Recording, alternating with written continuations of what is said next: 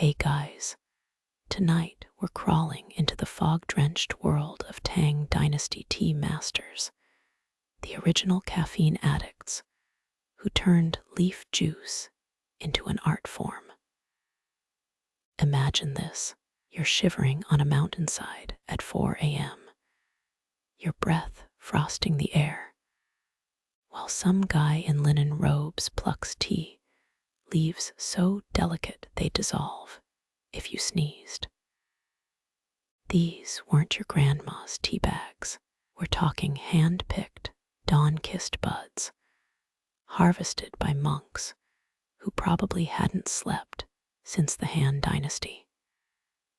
Legend claims the first sip of this stuff came from a dude who hallucinated a jade spring in his sleep, which, let's be honest, sounds like the ancient version of a red, bull-fueled coating binge.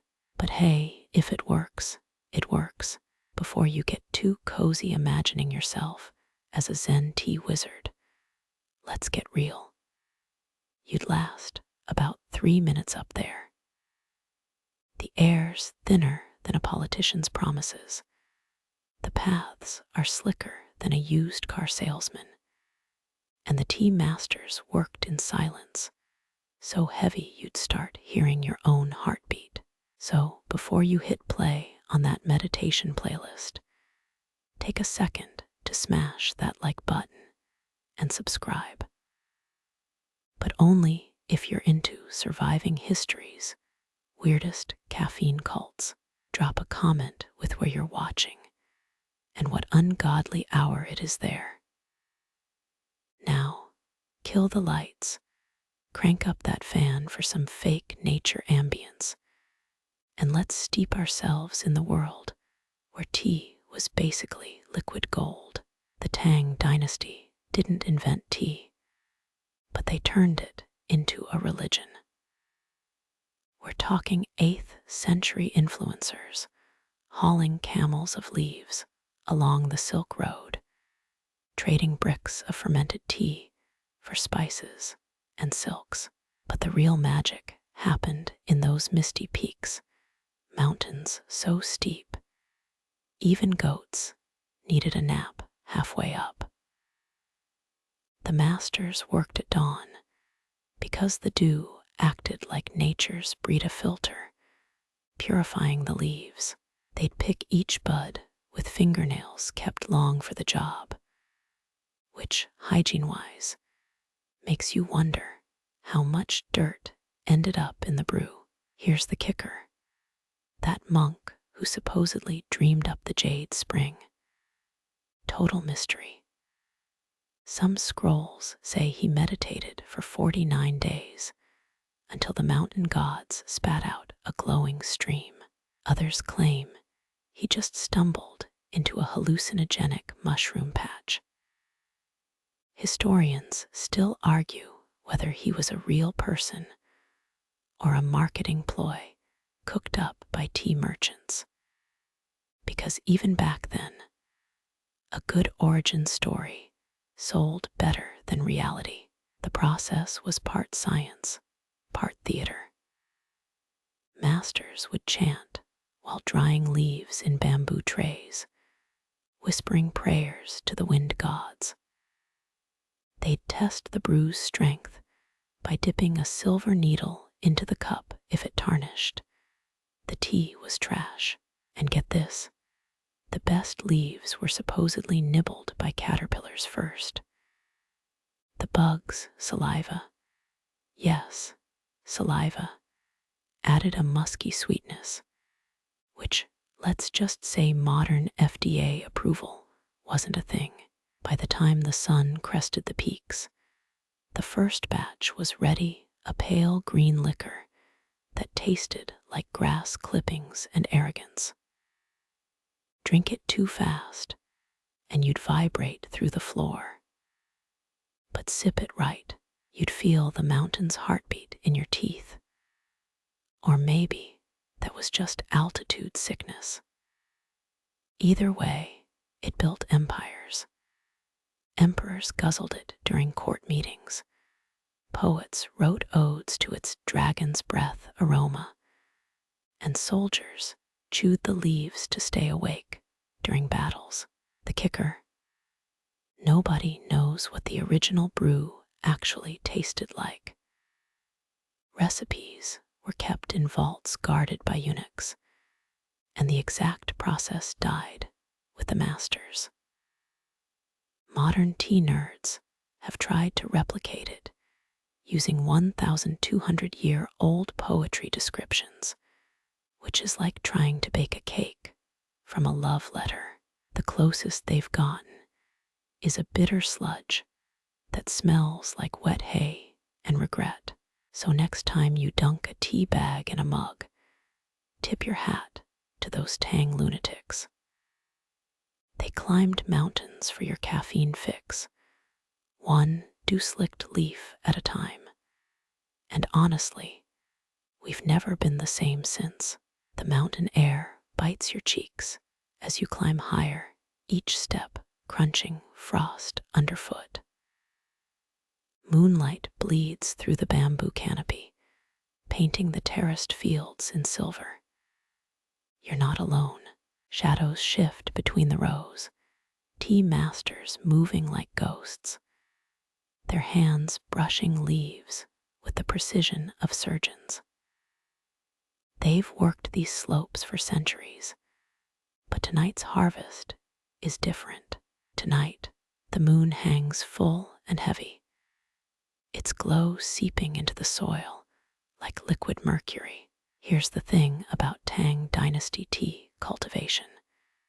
They didn't just grow plants. They negotiated with them.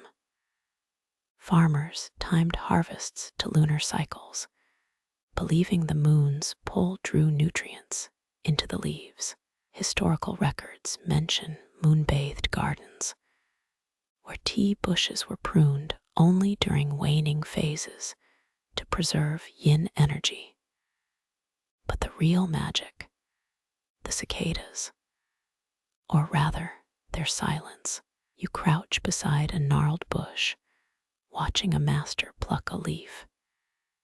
His fingers hover millimeters above the stem, waiting. A cicada's shrill song pierces the night. He freezes. The moment the insect quiets, he snaps the leaf free.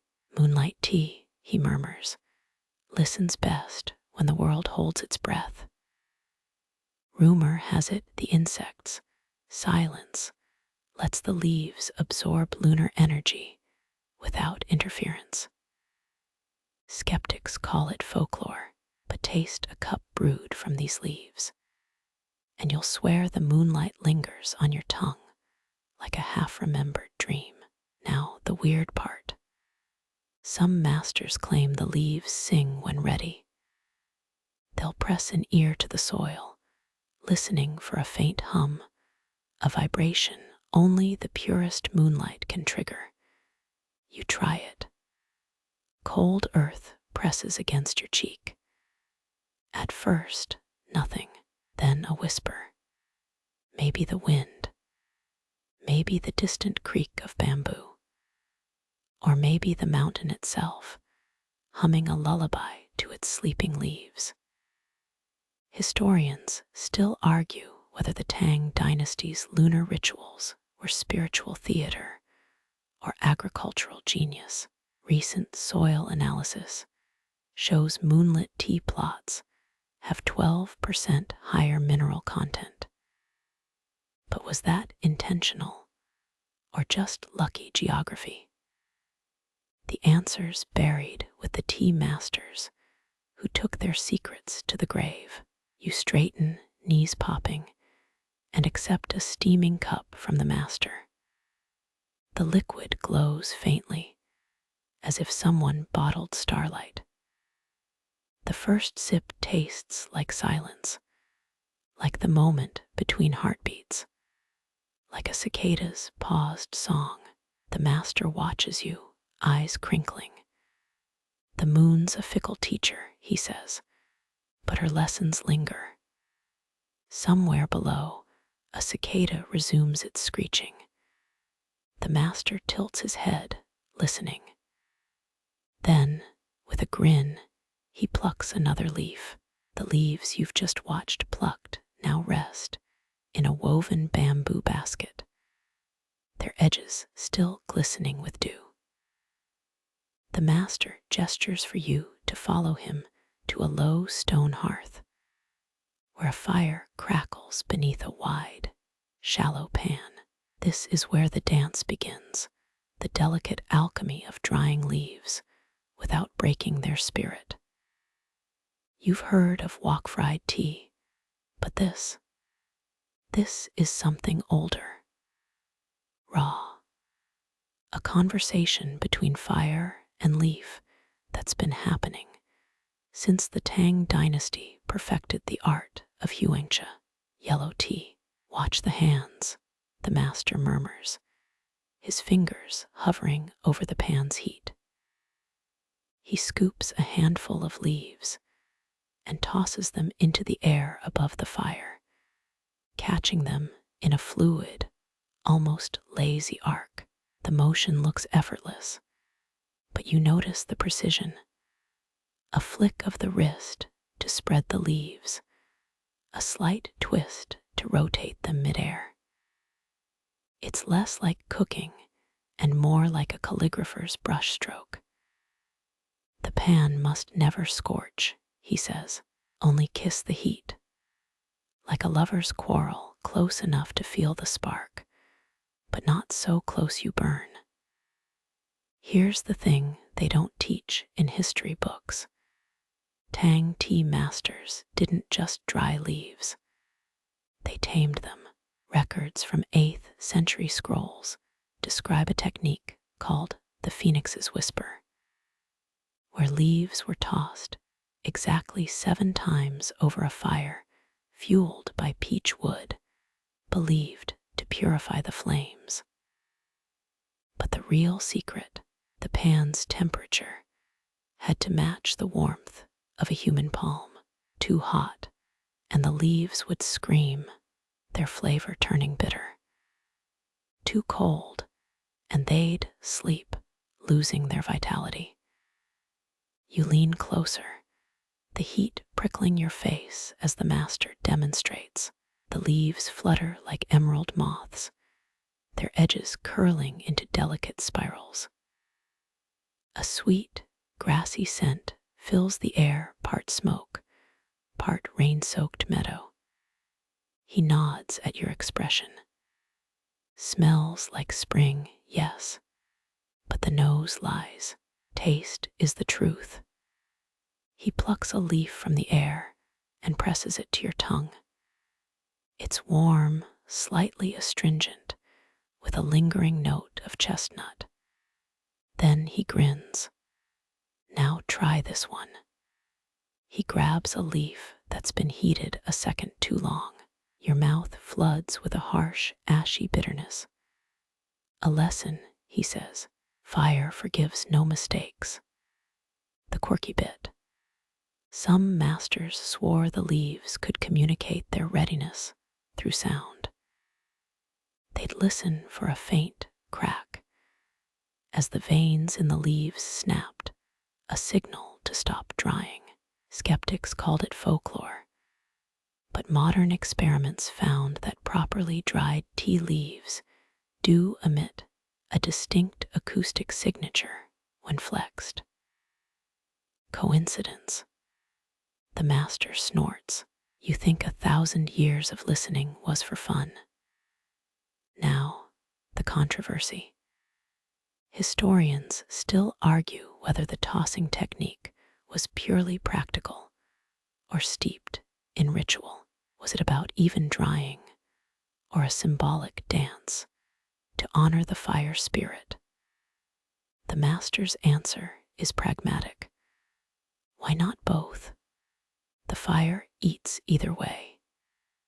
He nods to an apprentice nearby, whose trembling hands send a cascade of leaves tumbling into the embers. The master sighs, rescues the batch with a bamboo sieve, and flicks the apprentice's ear. The pan is not a grave. Be gentle. The leaves have memories. As night deepens, the master shows you the final test, a dried leaf's resurrection. He drops a curled leaf into a clay cup, pours hot water over it, and watches it unfurl like a flower blooming in reverse. The room fills with the scent of apricot and wet stone. A good leaf remembers its roots, he says, handing you the cup. You sip. It's earthy, bright, alive, a forest floor after rain. The fire took the water, but the soul stayed. That's the trick. You must hurt it just enough to sing, not scream. Outside, the first hint of dawn bleeds into the sky. The master nods at the horizon. Almost time. The next part's harder. He nods to a row of clay jars, their mouths sealed with wax. Now we let the leaves dream. But that's a story for another fire. You cradle the third cup, the one they warned you about, between palms still smelling of fire-kissed leaves. That first sip, a blade's edge. The second, a heartbeat thrumming through your ribs. But the third slips under your tongue like a key turning in a lock you didn't know existed. Colors sharpen. The robe of the master beside you bleeds from faded indigo to lapis lazuli. His wrinkles rearrange themselves into valleys on a map you suddenly recall studying as a child. Or was it last week? Time gets slippery here. The master chuckles, a sound like gravel rolling down a silk sheet. Chen Xiang's disciples called this Meng-Jian dream witness. Cheap parlor trick compared to what comes next. He refills your cup with water drawn from a jar, sealed with ox bladder membrane. Historians will tell you Tang tea rituals were about mindfulness, aesthetics over intoxication. They're half right. Scroll fragments from Lu use classic of tea, describe proper brewing temps. Yes, but dig deeper into palace gossip, and you'll find edicts from 863 CE banning officials from drinking more than 3 cups before court sessions. Turns out a minister once mistook the emperor's new hat for a ceremonial chamber pot mid-alchemy. Whoops, your fingers trace the cup's crackle glaze, each fissure a lightning bolt frozen in clay. The heat's gone now, but the tea steams anyway. It's not the water that's warm, the master murmurs. It's you blink, and for half a breath, the liquid shines like molten jade. Legends claim certain blends could reveal stolen kisses or buried swords if you drank deep enough. Skeptics called it superstition, till a Kyoto University study found high theanine teas do trigger vivid hypnagogic states in sleep-deprived subjects. Coincidence? The master swirls his cup. Scholars measure steam. We ride it. Now the kicker, that fourth cup. The one you're not supposed to touch.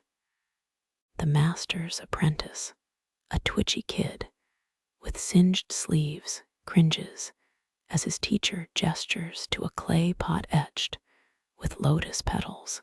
Drank 4 once, the master says, pouring a strand of syrup-thick liquor into a bowl.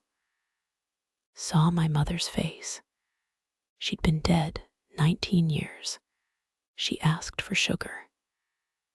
His thumb brushes the bowl's rim, a murmur of skin on glaze. Still not sure if I woke up. Here's the thing, Nobody agrees what happens past 3. Court records mention visionary brews served to generals before battles. Poetry from the same era warns of teas that unstitch the seam between ghost and guest. Modern brewers, they'll roll their eyes right before admitting they've all tried it once. The master tilts the 4th cup toward you, aroma like overripe peaches and freshly dug flint. Most taste nothing. Some taste everything.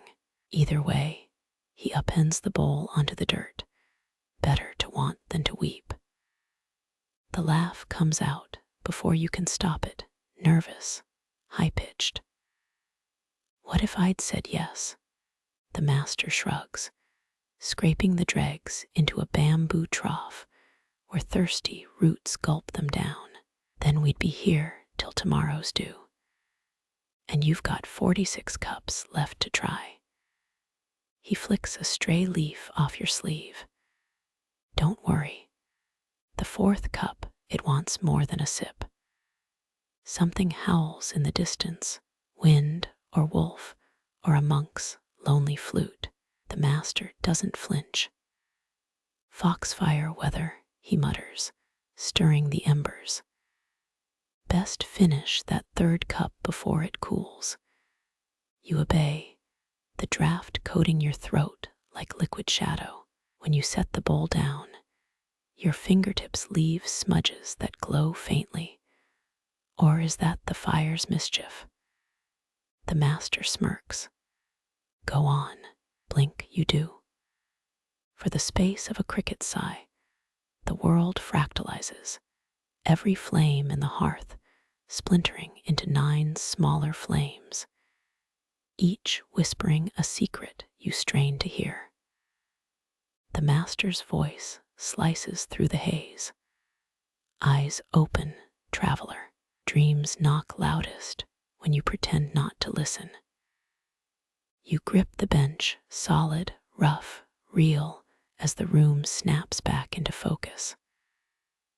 Mostly, the apprentice's left cheek now sports a translucent quality, like rice paper held to lamplight. Nobody mentions it. Historians still argue whether the 3-cup rule was pharmacology or fear, the master says, poking the fire. Fools, tea's a shapeshifter. Today it's a key. Tomorrow, he tosses a twig into the flames. A scalpel. The twig blackens, curls, crumbles. You catch yourself counting each crackle. 1, 2, 3. Dawn's still hours off, but the temple bells are lying again, their bronze tongues singing a mile ahead of schedule. Or maybe it's your ears, still ringing from the 3rd cup's aftershock. The master rises, joints popping like wet kindling. Enough philosophy. Help me grind leaves. He thrusts a stone mortar into your hands, its edges worn smooth by centuries of desperate palms. The pestle weighs more than it should. Crush them like you mean it, he says. But if you hum a drinking song while you work, they'll forgive you. You're halfway through a mangled rendition of Moli Hua when the master freezes. His head cocks, a hound catching a faint scent. Ah, almost forgot. He reaches into his sleeve, produces a walnut shell vial, taps a single crystalline grain into your mortar, moon salt for balance. You squint at the glittering speck. And if I'd drunk the 4th cup, he grins all teeth and no remorse. Figured you'd ask.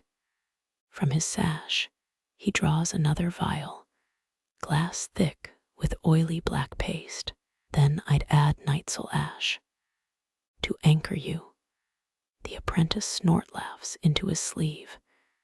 You decide not to ask where they source it. Some mysteries stay buried. The paste goes back into shadow. The mortar clinks. Leaves become powder, become paradox. With every grind, the air thickens, sweetens, curdles.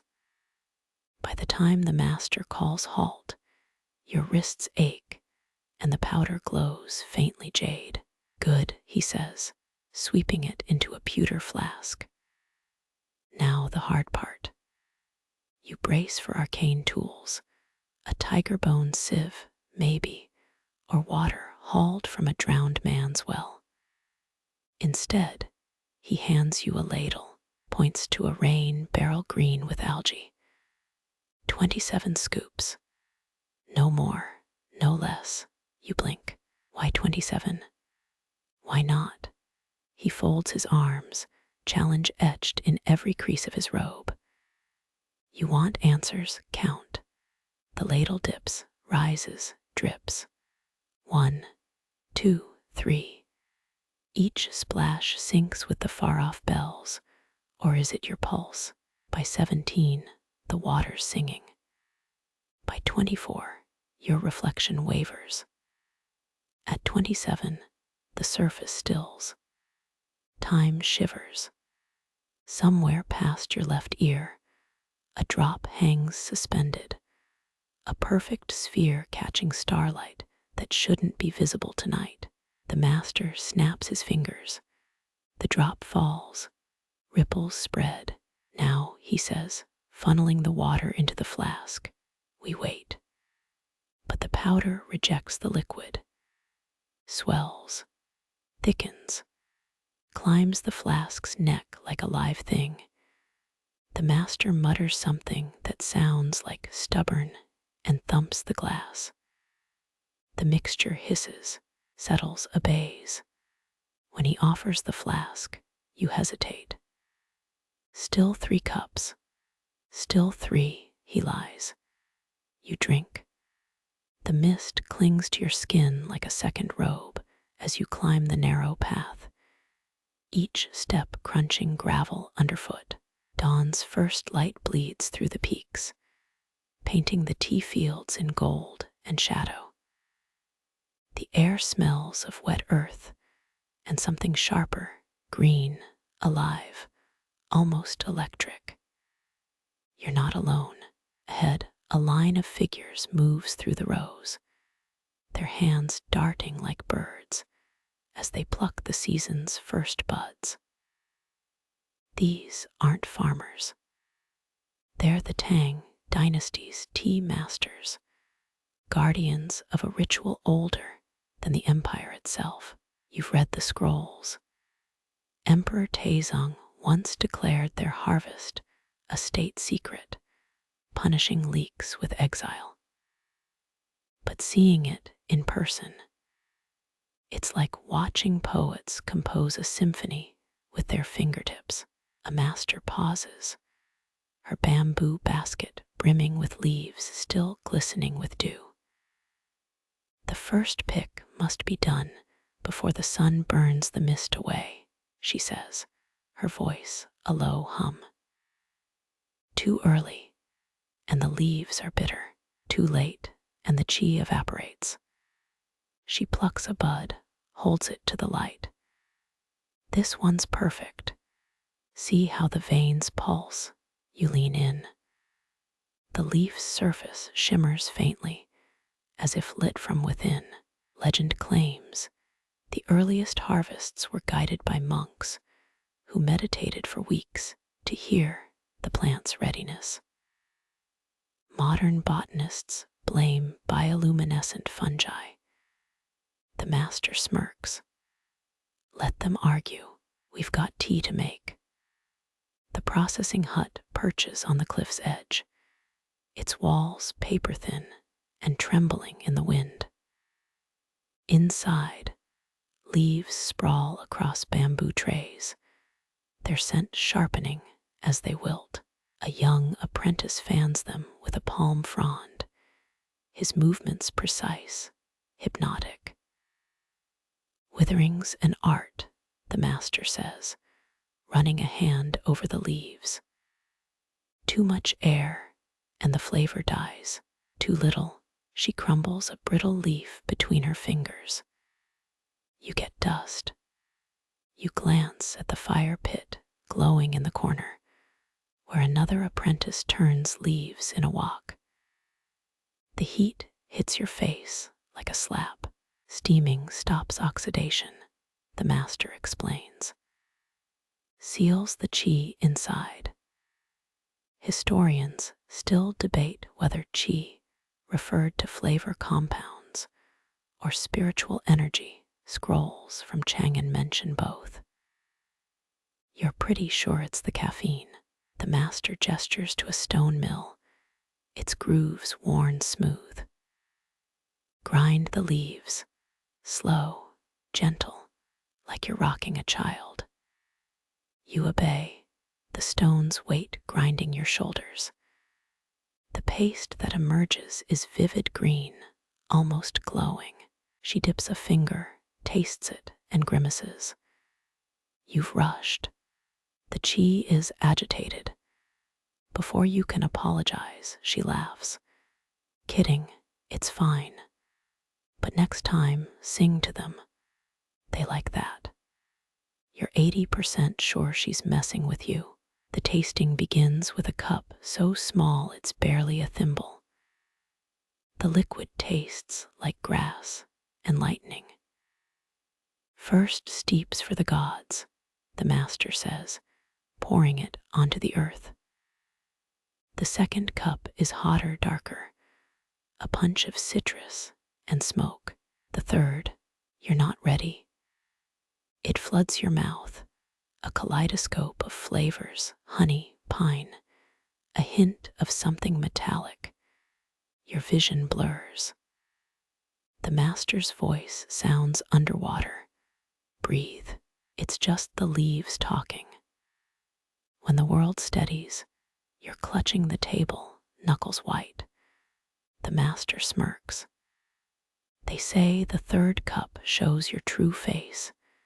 Yours is interesting. You glance at the dregs. The leaves have formed a shape, a bird mid-flight, or maybe a knife. The apprentice mutters something about pareidolia. The master flicks a leaf at him. Science is a guest here, not a priest. Outside, the sun climbs higher, burning the mist away. The masters pack their baskets, their laughter echoing off the peaks. You pocket a fallen leaf, its edges already browning. The master eyes you. Souvenirs are bad luck. You shrug. What's the worst that could happen? She grins, sharp as a blade. Ever heard of the monk who stole a leaf in 712 AD? They found him 3 days later, babbling about jade tigers.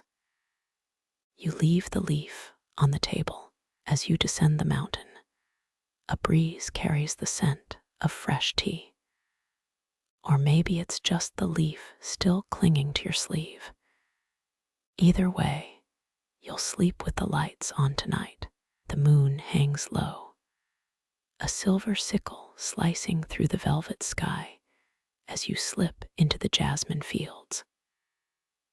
Midnight's chill nips at your sleeves, but the air thrums with the drowsy hum of crickets and the faint rustle of 100 unopened buds.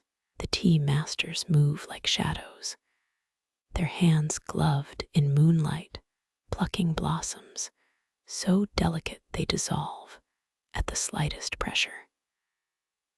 They only bloom for an hour, whispers an apprentice, her voice hushed as if the flowers might overhear. Miss the window, and you're left with petals as bitter as regret.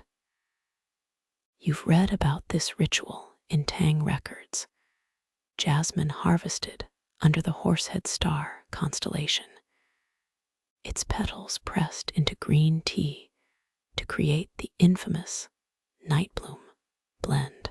Historians argue whether the practice began as a tribute to the imperial court's insomnia-plagued empress, or a monk's accidental discovery after falling asleep in a flower field. Either way, the result's the same. A tea so fragrant, it's said to make drunkards weep and poets sober. A master thrusts a basket into your hands, its woven bamboo cool against your palms. Don't crush them, he warns. They're not just flowers, they're prayers. You glance at the blooms, their ivory petals clenched tight as fists. Legend claims the finest night bloom, jasmine, only opens when the pickers sing a specific folk tune, a lilting melody about a star-crossed weaver girl and a cowherd separated by the Milky Way. Skeptics call it superstition, but you notice the masters humming as they work, their voices threading through the dark like smoke. When a bud near your thumb unfurls with a sound like a sigh, you're not sure if it's the song or the stars doing the trick. The processing room reeks of jasmine, a sweetness so thick it coats your tongue. Workers layer petals with tea leaves in clay urns, each stratum pressed as carefully as a scribe's parchment. Heats the key, mutters a master, sealing a jar with wax. Too much, and the scent turns cloying.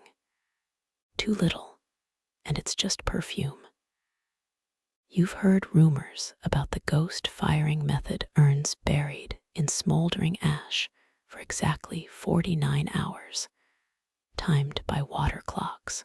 Modern perfumers have tried replicating the process in labs, but the result always lacks the smoky undertone that makes night bloom taste like incense and heartache. According to one 9th century poet, the real secret, a master confides while stirring a vat of petals, is the clay itself. Kilns near Luyang, fired with peach wood, adds a dimension. You nod sagely, pretending you don't notice him slipping a handful of dried apricot into the mix. Steam curls from your cup in spirals that twist like cursive script. The first sip is a paradox, floral, but earthy, like roses buried in wet soil. Your tongue tingles. The second sip pulls you deeper, honeyed, herbal, with a finish that tastes like the moment before a thunderstorm breaks. By the third, the room blurs at the edges. The master watches you, amused. Feel it. That's not the tea. That's the night getting under your skin. You want to ask what that means, but your words come out slurred, syllables dissolving like sugar in hot water. He laughs.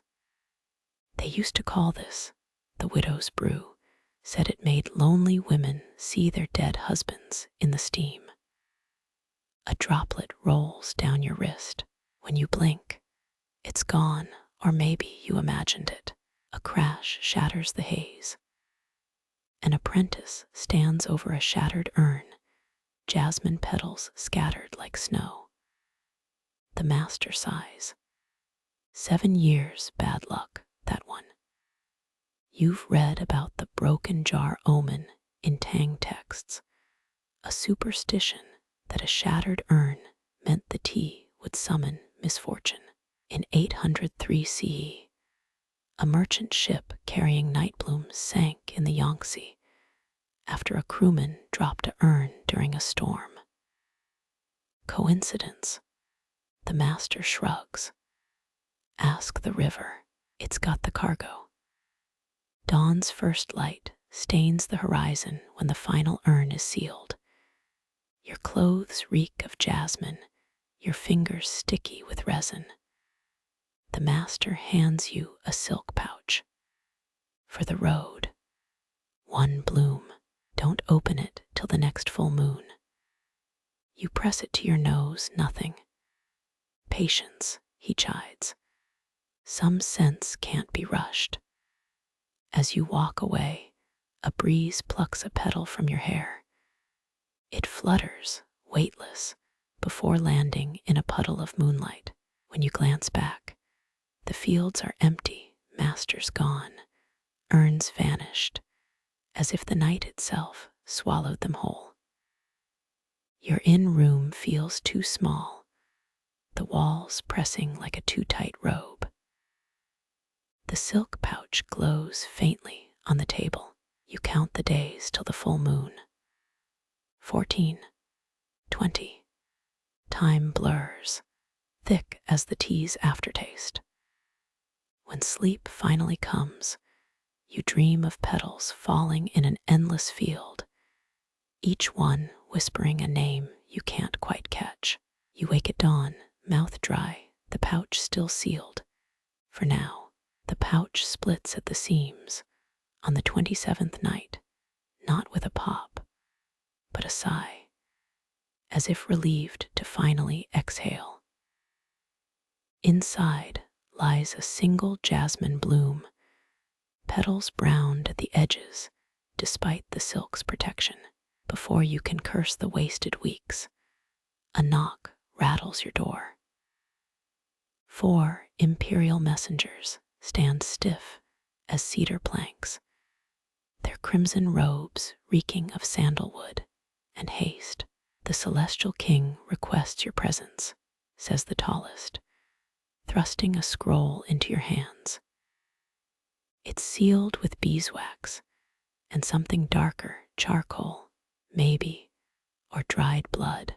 The parchment crackles as you unroll it, revealing 8 characters brushed in a frantic hand. Moonrise. South garden. Bring the flower. Palace walls loom ahead, their vermilion paint peeling like sunburnt skin.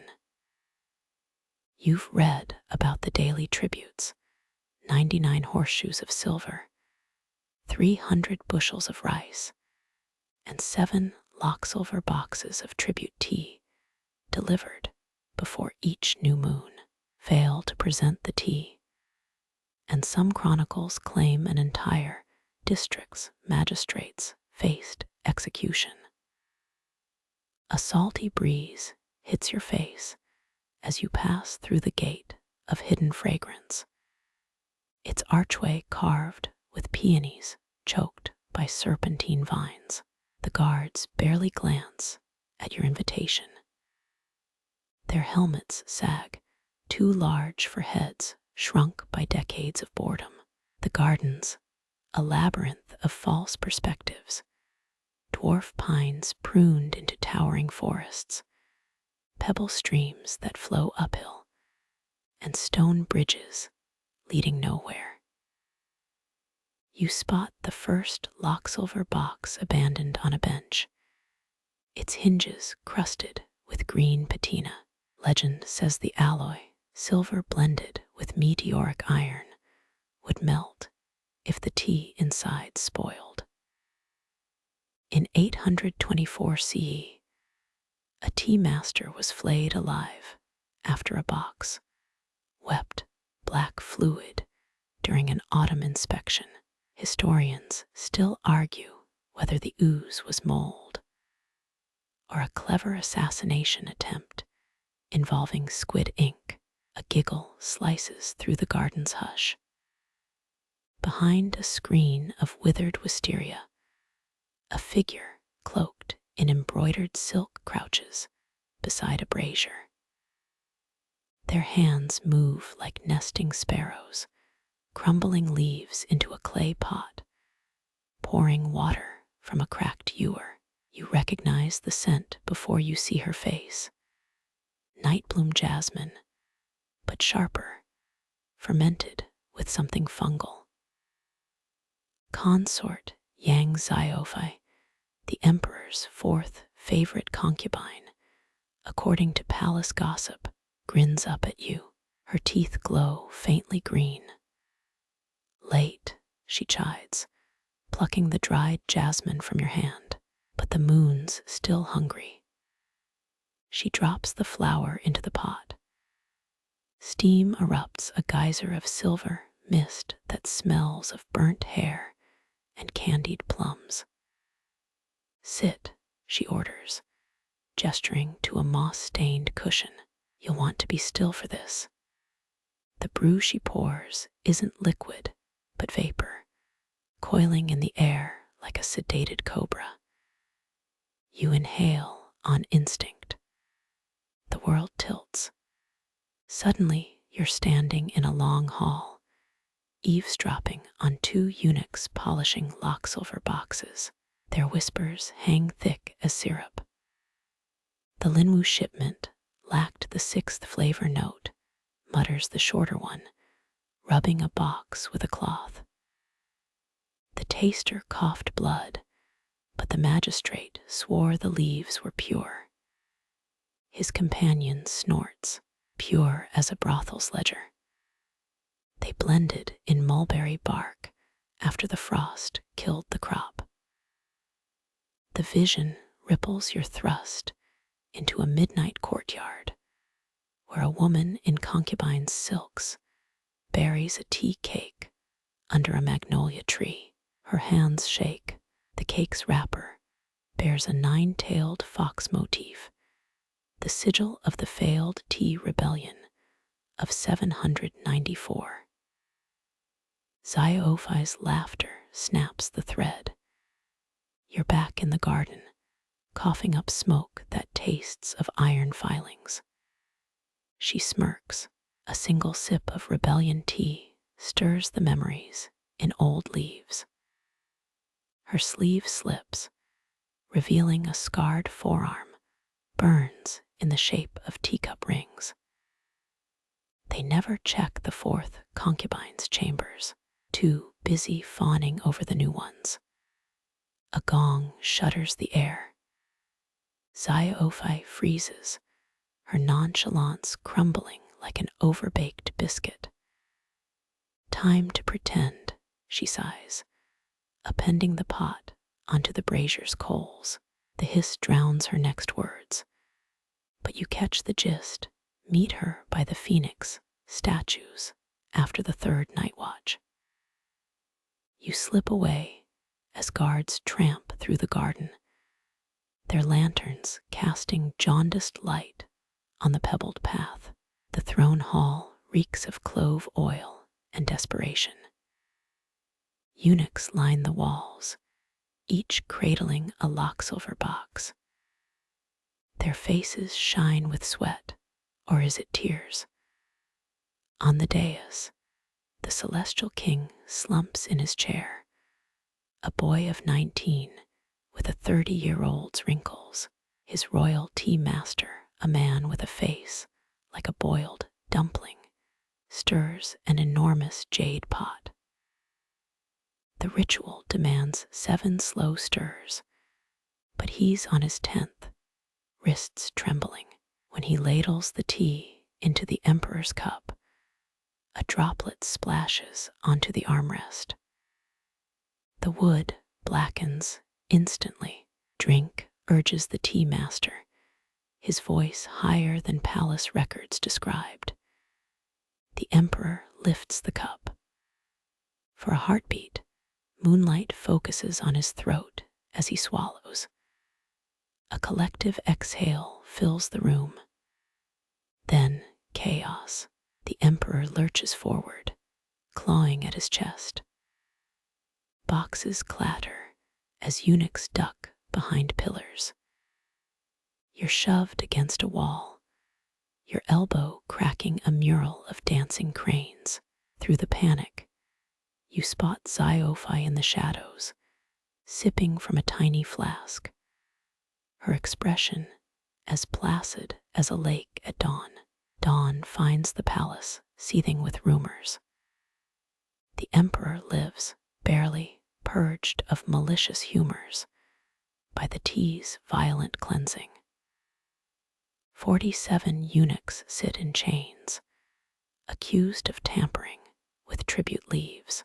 In a wine shop 2 li east of the gates, you nurse a cup of vinegar grog and unfold Xiophai's final gift, a tea cake wrapped in fox-marked paper. The first infusion reveals nothing, the second smoky, with a floral crescendo that stings your sinuses. The third sip floods your mouth with the taste of a whispered name, Consort Mei Ling, the rebellion's architect, who supposedly brewed her own death tea to avoid trial. Or did she?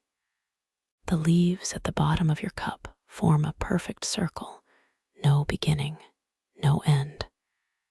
You pocket the dregs. Some secrets refuse to stay steeped. The fire hisses as you kneel before the hearth, your hands hovering over the charcoal's glowing embers. You've spent 3 nights trying to replicate the Phoenix method, the ritual where ash and flame conspire to birth the perfect boil. The scrolls you stole from the Imperial archives described it in maddening poetry. First the cough, then the hush. Between them, the 8th note. You've burned your fingertips 7 times trying to catch that elusive moment when the coals shift from crackle to song. A wisp of smoke curls upward, carrying the sharp tang of ironwood, the only timber permitted in the Phoenix method since the Tang Dynasty's golden age. Historians still argue whether the wood's density or its sulfurous fumes gave the tea its signature smoky bite. You feed another log to the flames, watching it blacken and split. The trick, according to the treatise on fire and water, is to listen for the charcoal's death rattle. A cough, the text insists, is the coal's final breath before it becomes ash. You've heard it twice already tonight, a dry, papery rasp that makes your teeth ache, but the third sound, the hush, remains as elusive as Xiophai's true loyalties. The fire spits a spark onto your sleeve. You brush it away, your mind drifting to the ash divination rituals of the western provinces. Peasants there once sifted charcoal dust to predict harvests, reading patterns in the flakes like tea leaves. A tutor once told you the practice began when a drunken potter mistook his kiln's ashes for ink and wrote prophecies on a rice paper shroud. You're half tempted to try it now, anything to decipher the coal's riddles. A sudden pop startles you. The log fractures, its core glowing white as a crescent moon. You lean closer, breath held. 1 cough. 2. Then silence. Not the dead quiet of spent embers, but a thick, velvet hush that swallows sound. Your pulse thrums in your ears as you reach for the kettle. This is it. The moment the scrolls called the birth cry, but the water won't boil. You glare at the pot, its bronze belly mute. 3 nights of fasting, 7 blisters, a mountain of charred timber, and still the water lies still as a traitor's conscience. You're about to hurl the kettle into the courtyard when a laugh slices through the gloom. Wrong wood, Xiophai says, leaning against the doorway. She's holding a bundle of twisted branches, their bark peeling like sunburnt skin, ironwoods for show. The real Phoenix method needs this. She tosses a branch onto the coals. It catches instantly, flames licking upward in a spiral. The fire sings. Not a song, exactly, more a vibration that hums in your molars. The sound splits the air, sharp and clear as a glass bell. An eighth tone, lower than a whisper, higher than a sigh. The kettle shudders. Then a single bubble rises, then another. The water churns alive, dancing to the flame's hidden melody. Xiaophi smirks. Sichuan ghostwood grows only where lightning strikes the same tree thrice. She snaps a twig, releasing a scent like burnt sugar and wet stone. The palace burned a forest to the ground, trying to farm it. Never took. Some things refuse to be tamed.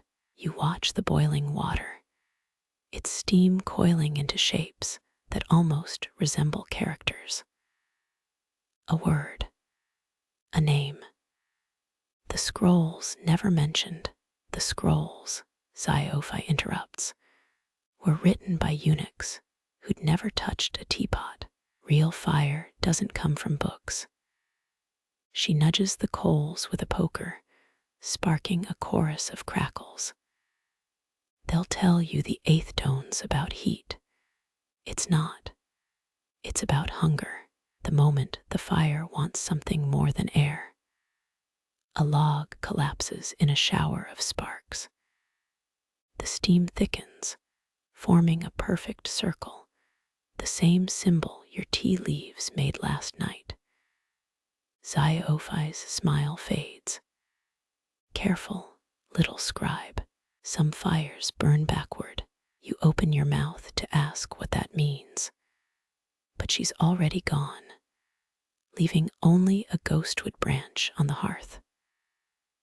The water boils on, its song rising to a pitch that cracks your favorite cup. You pour a steaming stream into a bowl, watching the liquid twist and shimmer. When you sip, it tastes of smoke and lightning and the sharp green scent of a storm. Somewhere in the distance, a coal coughs, then hushes. The air still hums with the ghostwood song as you lift the teacup to your lips. The liquid inside shimmers like liquid mercury, its surface rippling as if stirred by an invisible breeze. You take a sip, and the world tilts. Your bones feel lighter, your breath catches, and suddenly your feet lift an inch off the floor. You hover there, suspended, the cup trembling in your hand. Weightless. The stories were true. Xiaophi's voice drifts from the shadows. They called it Kingnian Bing, the weightless year's sickness. Drink too much, and you'll float clean out of your skin. She steps into the flickering light, her own feet planted firmly on the ground. Emperor Xuanzong banned the tea after General Li Xian drifted straight into a Tibetan war camp mid-sip. The man was halfway to the Himalayas before his own men shot him down with a net. She smirks, history's first airborne defector. You try to lower yourself, but your body refuses gravity's pull. The sensation isn't unpleasant, like floating in a salt lake, buoyant and untethered.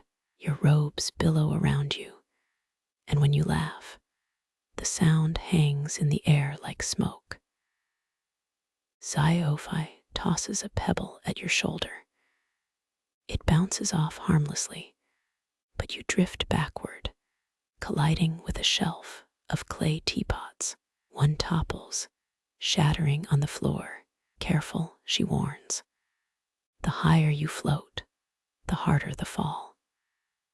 There's a reason the Tang court buried every record of this stuff.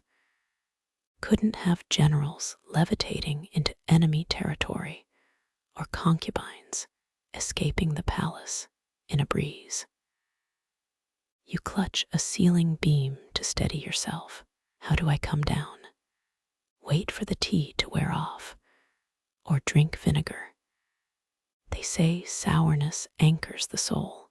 She shrugs. Personally, I'd enjoy the view. How often do you get to hover like a drunk sparrow? The room swims as you pivot midair. Below, Xiophi lights a pipe, its smoke curling into shapes that mirror your own unmoored state. You think of the Tang Dynasty's infamous flying general legend. Li Xian's supposed flight was scrubbed from official histories, but tavern songs still croon about the officer who sipped his way to heaven. Scholars argue whether the tale is metaphor or military cover-up. Last year, a farmer in Shanxi claimed to find Li's skeleton tangled in a centuries-old net, high in a cypress tree. The bones vanished before archaeologists arrived. A draft tugs you toward an open window.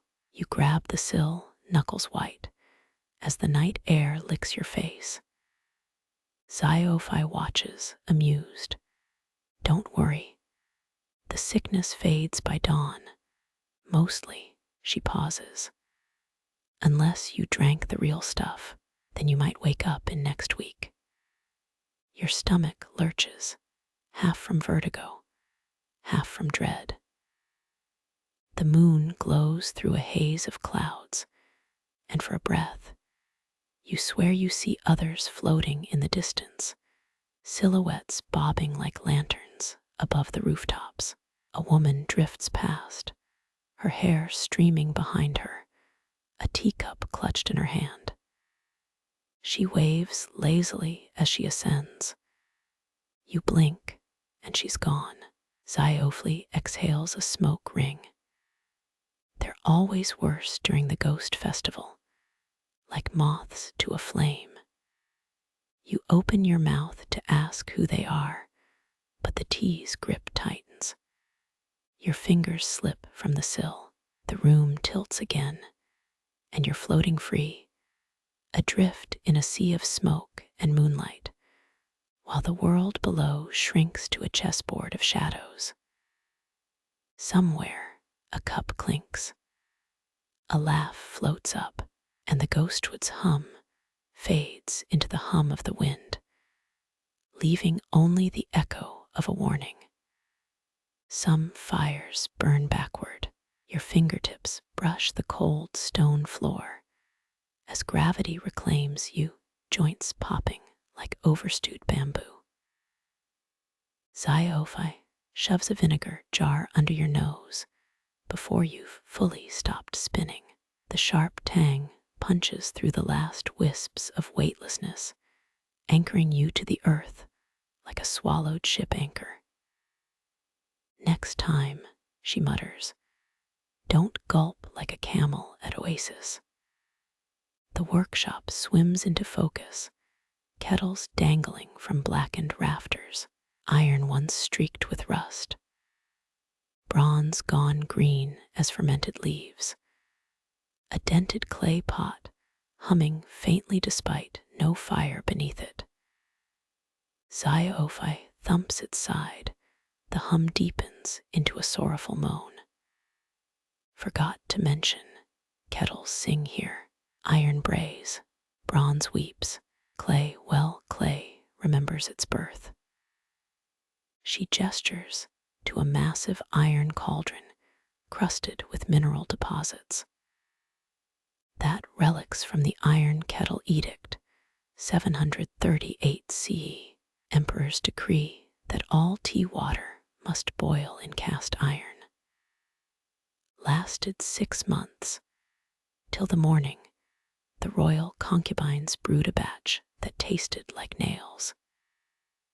Historians still argue whether the mandate was about flavor or funding the iron miners' rebellion. You lean closer, the cauldron's pitted surface whispers a metallic tune. Not a melody, more like a prisoner scratching verses on a dungeon wall. Xiophi drags a fingernail across a bronze kettle spout. A high-pitched wail slices the air. You wince. They get moody when the moon's waxing. Found this one buried under a Tang-era brothel. Came with a love poem etched inside.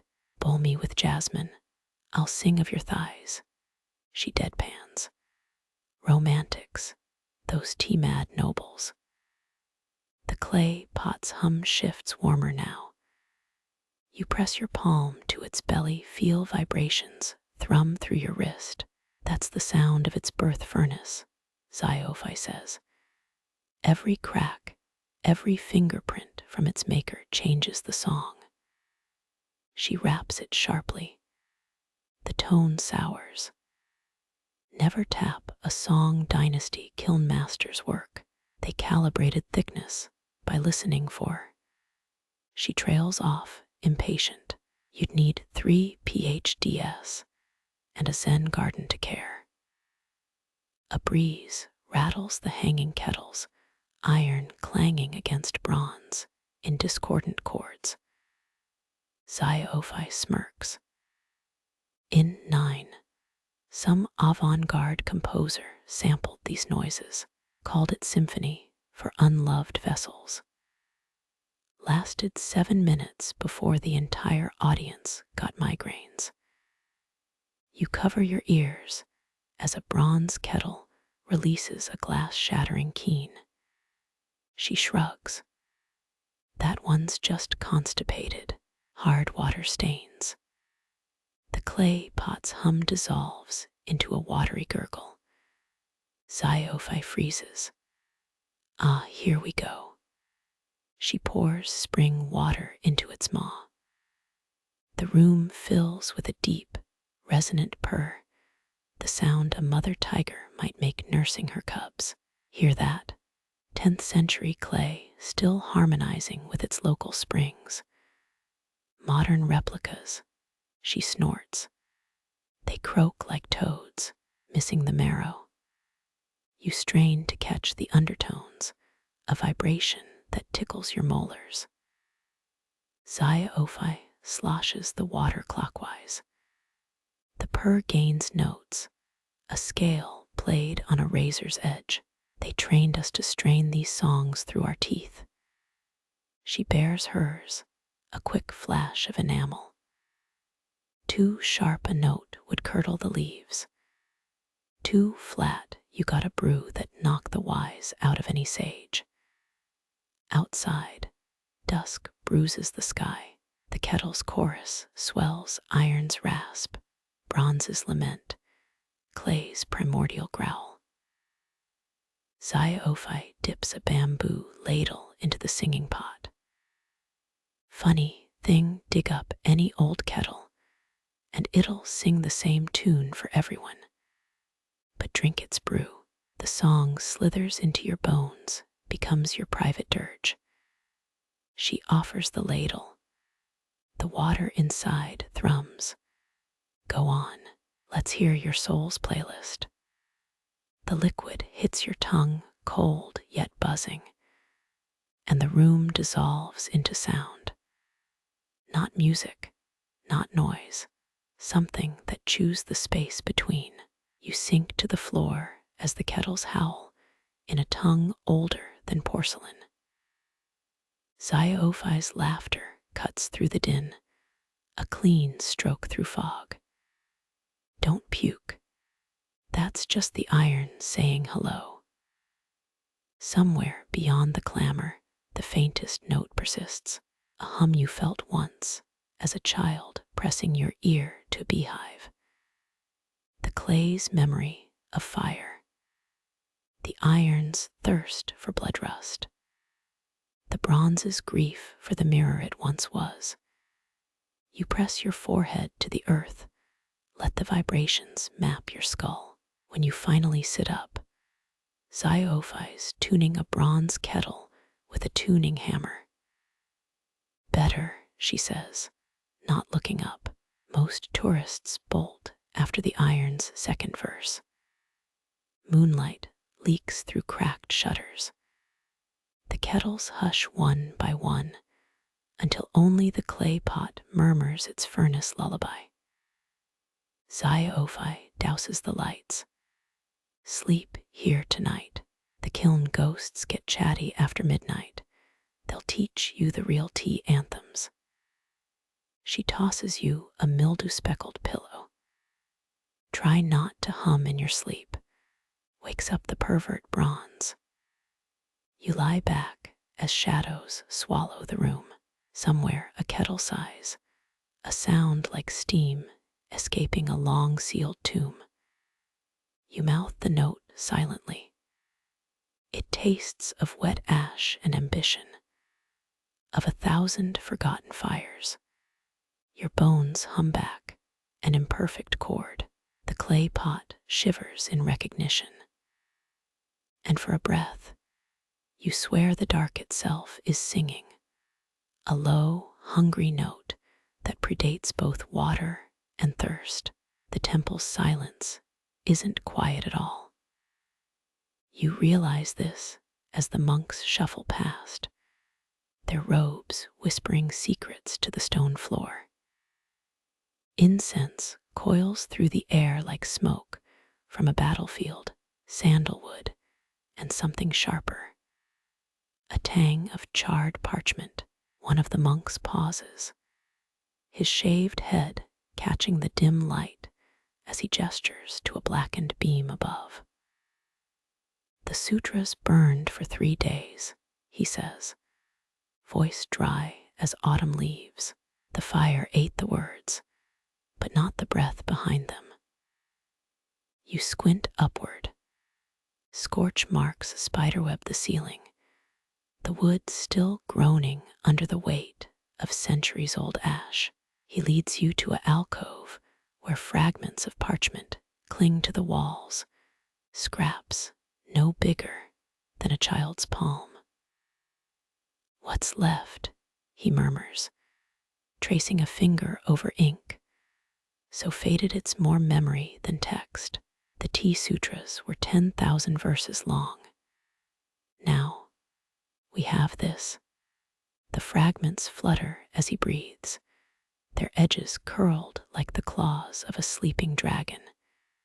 You lean closer. The characters are strange, not the blocky strokes of standard script, but looping, almost musical glyphs. Poetry, the monk says.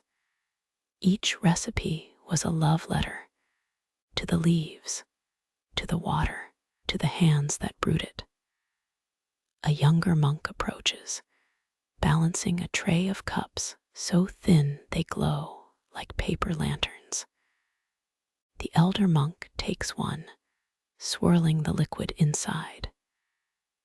They say the sutras weren't destroyed, that the fire was a ruse, a way to hide them from the emperor's tax collectors. He sips, his throat working as the tea slides down. The real texts are buried in the mountains, in the riverbeds, in the hollow bones of the dead. The tea's scent hits you, a floral sharpness that makes your eyes water. Chrysanthemum, jasmine, something older. You lift your own cup. The liquid's the color of a storm cloud, swirling with flecks of gold that dance like fireflies. Careful, the younger monk warns. This isn't tea, it's a question.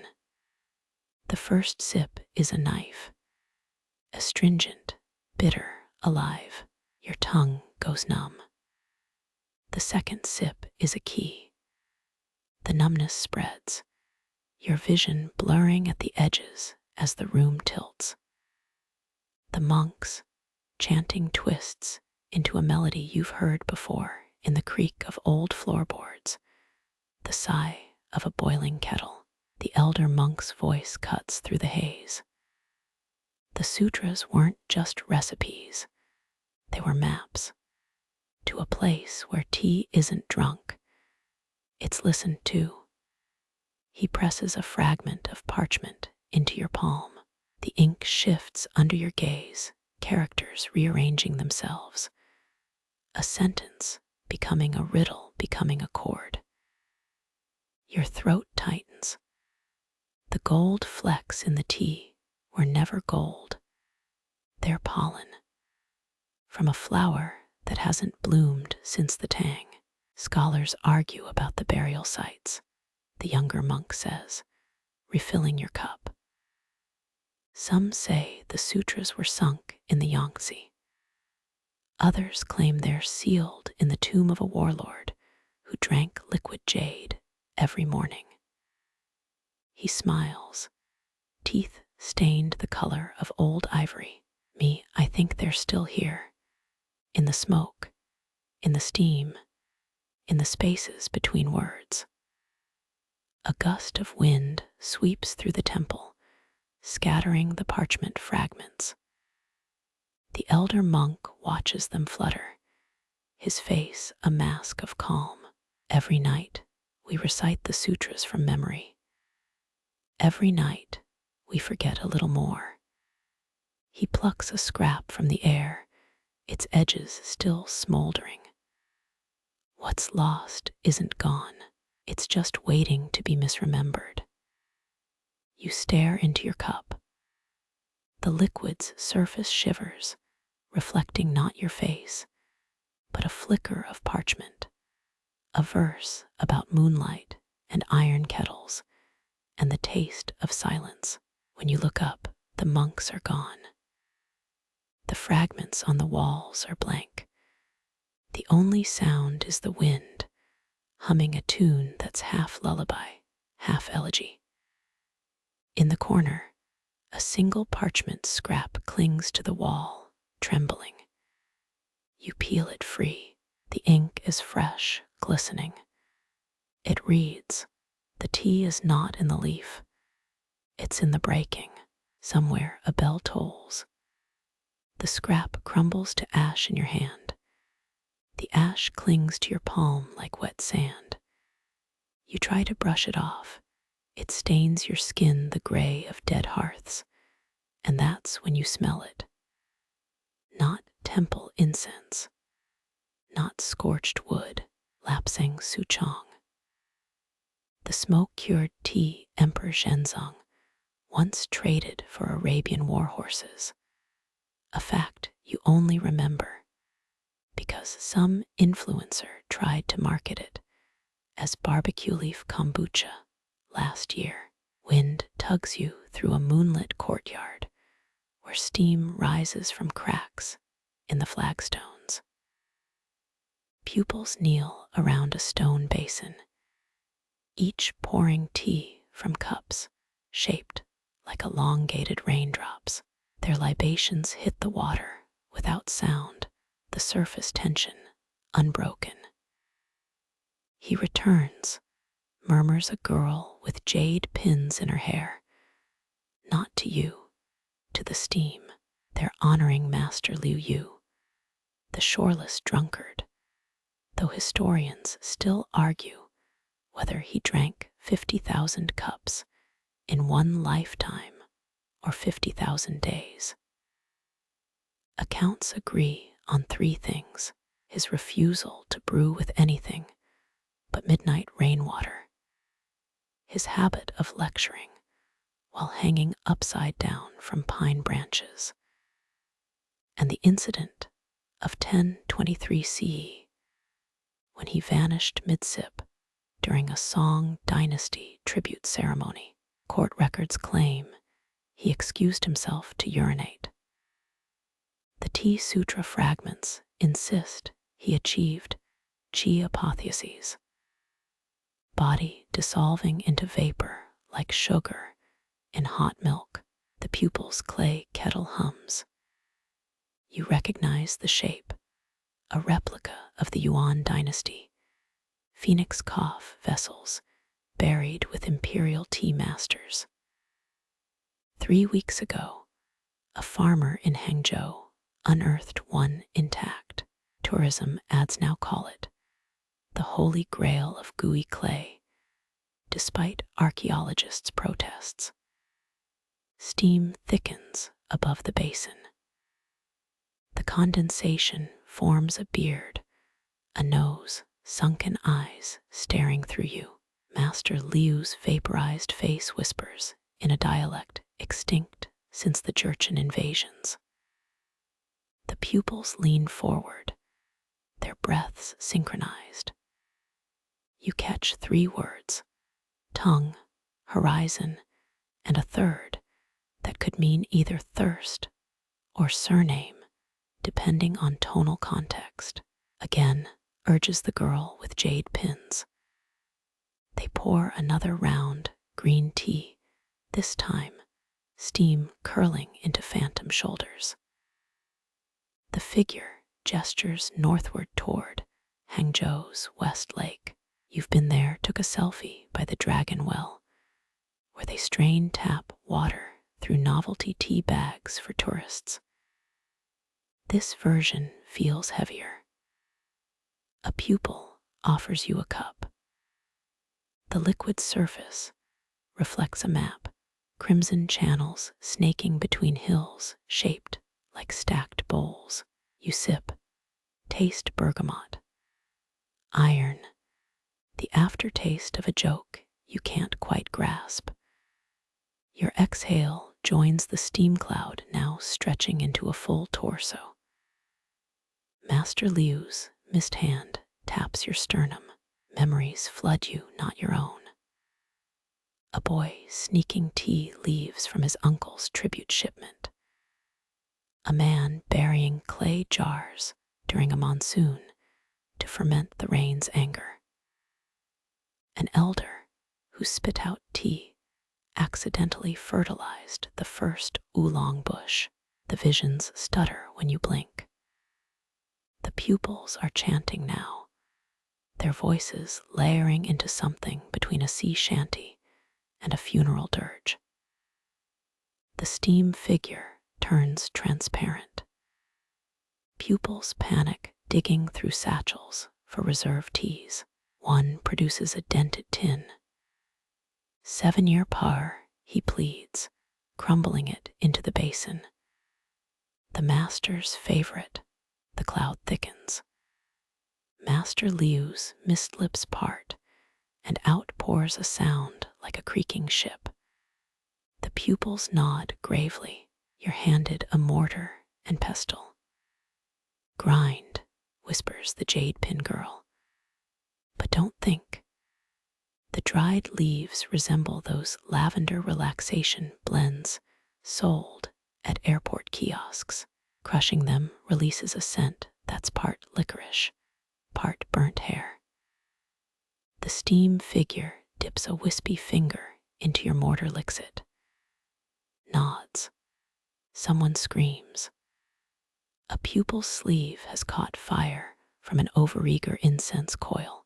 Chaos ensues, burning fabric waved like a flag, and in the madness, the steam dissipates. When they relight the kettle, only ordinary condensation rises. No face, no hands, just wet air. The pupils debate in hissed tones. One faction insists you need yellow tea from Sichuan. Another demands a triple-boiled tisane of lotus and crushed magnetite. The jade pin girl silences them with a whistle. The master came, she says. He always leaves before finishing his sentence. It's how he checks if we're paying attention. They gift you a silk pouch holding 8 tea leaves, each a different opacity. Steep one, says the former fire waver, but never the same leaf twice. The jade pin girl adds, if the steam forms a coherent nose, you're supposed to inhale it. No one's managed it yet, except old Wang, but he's probably lying. As you leave, the basin water finally ripples, a delayed reaction to all that poured tea. The reflection shows Master Liu's likeness again. Ahura-mouthed words that kick up tiny waves. Find the cup that drinks you. Then just bubbles. Always bubbles. Your hand tingles where the ash stain remains. Back in your hotel, you rub it against the sink, scrub, until the skin turns raw pink. Under the LED bulbs, the stain glows faintly. A QR code, a constellation. You splash water. It bleeds into the drain, momentarily swirling into the shape of an old man winking. When the bathroom fog clears, all that's left is the echo of a chuckle and the lingering suspicion you've become part of someone else's brewing ritual. The steam from your teacup curls into the silhouette of a peach tree, its branches sagging under shriveled fruit. You've brewed one of the leaves from the temple, the one that smells like burnt sugar and regret. The first sip tastes like licking a battery. The second coats your tongue in the metallic tang of a monsoon-soaked coin. By the third, your vision blurs at the edges, the hotel room dissolving into a grove of gnarled trees, their bark the color of dried blood. This, you realize, is the unlearning sip. A figure materializes ahead, an old woman plucking withered peaches from a branch. Her fingers move like a clockwork automaton, each motion precise, mechanical. You recognize her face from a portrait in the Hangzhou Tea Museum. Lady Wei, a 9th century noblewoman who allegedly poisoned 3 husbands with tainted oolong. Historians still argue whether she was a serial killer or a pawn in a political coup. The museum's placard called her a misunderstood innovator of fermentation techniques. The peaches in her basket ooze a viscous sap that hisses when it hits the soil. "You're late," she says, not looking up. Her voice grates like a rusty hinge. They've already harvested the bitterness. Only the hollow ones remain. She tosses a peach at your feet. It splits open, revealing a hollow core cradling a single tea leaf. You pick it up. The leaf crumbles to ash, leaving a stain on your palm, a perfect circle. The grove shifts. Trees twist into columns of smoke. You're standing in a Tang Dynasty tea shop, the air thick with the musk of roasting leaves. A merchant demonstrates the 3-boil method to a crowd. Water first heated until shrimp eyes bubble, then cooled, then reheated to fish eyes before pouring. A common practice, though modern scholars debate whether the temperature descriptions were poetic metaphors or precise instructions. The merchant's assistant, a boy with a lazy eye, secretly swaps the water with a murky liquid from a flask. You catch a whiff of fermented peach pits. The scene fractures again.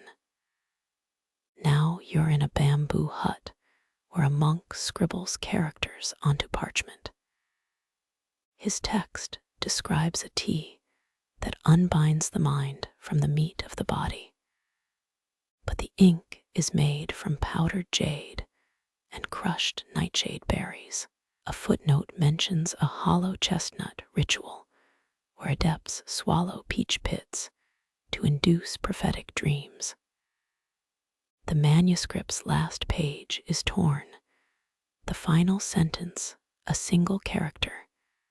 Chinese letter. Poison. A hand clamps your shoulder. Lady Wei's nails bite into your skin. They'll tell you it's a metaphor, she sneers. But the poison is the point. You can't unlearn a truth without first swallowing the venom of it. She presses a peach pit into your hand. It squirms, sprouting a pale root that burrows into your palm. You try to scream, but your throat blooms with the taste of almonds and regret. The vision snaps. You're back in your hotel room, the teacup empty. A single peach pit sits at the bottom. When you crush it, a scroll fragment tumbles out. A 17th century poem comparing the aftermind tea to sipping the dregs of a dynasty's last breath. Your phone buzzes with a notification, a news article about a farmer in Fujian who claims peach pits cured his insomnia. The comments section devolves into arguments about placebo effects and qi-based detoxification. You stare at the pit's remains. Somewhere, a branch snaps under the weight of a fruit no one will eat. The air in the room feels heavier now, as if the walls themselves are holding their breath. You pick up the jade key from the table, its surface still warm from the phantom temple, and notice a faint engraving you hadn't seen before, a serpent coiled around a teapot, its tail forming the characters for eternity. The map on the table shifts, the Silk Road routes rearranging into a maze that ends at a single dot labeled Linghun Chajin, Seoul Tea House. You've heard whispers of this place in the fever dream journals of 14th century traders. One account claims it served a brew made from the tears of disgraced scholars, though historians still argue whether it was a metaphor for political exile or a literal recipe lost to time. A draft stirs the papers, revealing a hidden corner of the map, a sketch of a teapot with a cracked spout, buried beneath what's now a parking lot in downtown Xi'an. You smirk. Of course it's under a Starbucks. The note beside it, scribbled in faded ink, reads, 3 sips to awaken, 4 to forget. You glance at your half-empty cup, then down the rest. The room tilts. Suddenly, you're standing in a bustling Tang-era marketplace. A vendor shouts about moonbeam tea that glows like a firefly's ass, while a child nearby juggles steaming cups without spilling a drop. You recognize the technique. It's the same as the silent monks, pouring ritual. Though this kid's adding a backflip. A merchant grabs your sleeve, offering a taste of Dynasty dust tea. 1 sip, and you'll taste the Tang's golden age. He insists. You decline. The last time someone said that, you hallucinated a conversation with a very judgmental porcelain vase. A commotion erupts down the street. A woman in tattered robes staggers past, clutching a clay pot. They're burning the truth, she wails. Guards chase her, their armor clanking. One of them steps on a loose cobblestone and face splints into a cart of persimmons. You slip into an alley where the woman presses the pot into your hands. Inside, a single blackened leaf. The last of the rebellion's brew, she whispers. It's not poison, it's an unlearning. Before you can ask, she's gone. The leaf crumbles to ash in your palm. The scene dissolves. You're back in the modern tea house, but the air smells of smoke. The jade key is gone. In its place, a Starbucks napkin with a crude drawing of the serpentine teapot engraving. On the back, someone's written, "Third sip equals truth, fourth equals amnesia. Choose wisely." You glance at the barista. She's steaming milk in a pitcher shaped like an ancient urn. The hiss of the machine sounds like a whispered warning. A man at the next table sips his latte and mutters, "They still haven't found the Seoul tea house's vault, you know. Some say it's buried with the first emperor's terracotta army. Others think it's in a mall basement next to a nail salon." He winks. You resist the urge to ask which emperor. History's a game of telephone, and you've got enough static in your head already. The napkin in your hand ignites, burning to ash without heat. The smoke curls into the shape of a keyhole. You reach for your cup, but it's full again, this time with a liquid the color of a storm cloud. 3 sips, 4. You lose count. The room blurs. Somewhere, a door creaks open. When your vision clears, you're holding a steaming cup in a room with no walls, just endless shelves of teapots, each humming a different note. A voice echoes. The brew you seek is the one you've already drunk. You look down. The cup is empty. Always empty. The hum of the teapots rises to a crescendo. One shatters, then another. Porcelain rains down like bitter snow. You catch a shard. It's cold, always cold. The mist clings to your skin like a second robe as you climb the stone path, each step crunching gravel still damp from the night's rain. Dawn hasn't broken yet, just the faintest bruise of indigo bleeding through the clouds. You're not alone.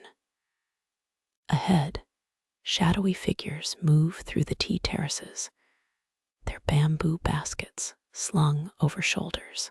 The air smells of wet earth and something sharper, young tea leaves, their edges curled like sleeping caterpillars. A voice drifts through the fog, low and rhythmic, chanting verses you don't recognize. When you get closer, you see them, 3 tea masters, their hands flitting over the bushes like birds, plucking buds with a precision that makes your fingers ache just watching. One pauses, holding a leaf to the dim light. "First flush of spring," he mutters. "Too much dew. The mountains crying again." His companion snorts, tossing a stem into her basket. "Crying. That's the sweat of the earth. You've been listening to too many monk tailies." You glance at the leaf in your palm, plucked when the master wasn't looking, and wonder if it's the same one the legends say sprouted from a monk's tear. The story's been passed down for centuries. A Tang Dynasty monk, meditating in a cave, dreams of a jade-green spring bubbling from the mountain's heart. When he wakes, he finds the first tea plant growing where his tears fell. Historians still argue whether it's a metaphor for spiritual awakening or a literal origin story for the region's famed tea. You're betting on the latter. Monks did popularize tea cultivation during the Tang, using it to stay awake during marathon meditation sessions. Turns out enlightenment requires caffeine. Who knew? One of the masters beckons you closer, his fingers stained green from the leaves. He drops a bud into your hand. Chew it, he says. It's bitter, grassy, with a metallic tang that makes your tongue tingle. Tastes like moss and regret, you say. He laughs, a sound like wind through bamboo. First rule of tea: bitterness is the price of clarity. The mist thins as the sun rises, revealing terraces cascading down the mountainside. You spot a stone shrine half hidden in the trees, a weathered statue of the weeping monk, moss creeping up his stone robes. At his feet, someone's left a teacup filled with rainwater. You crouch to examine it, but a voice stops you. Don't touch, that's for the ghosts. The oldest master stands behind you, her face a map of wrinkles. They get thirsty too. By mid-morning, the baskets are full. The masters lead you to a thatched hut, where leaves are spread on bamboo trays.